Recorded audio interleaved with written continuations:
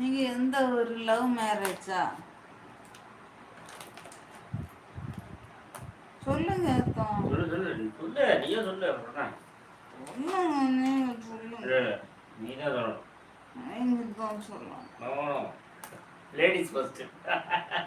இல்லை இல்லை, gents first. இல்லை லேடிஸ் ஃபர்ஸ்ட். இல்லை, ஜென்ஸ் தான் ஃபஸ்ட்டு.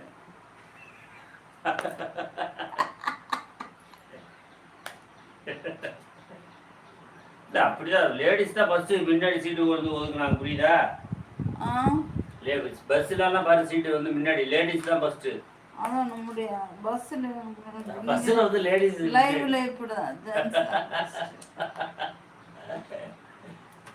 சரி சொல்றது கேட்டா சொல்லு, நீயே சொல்லு.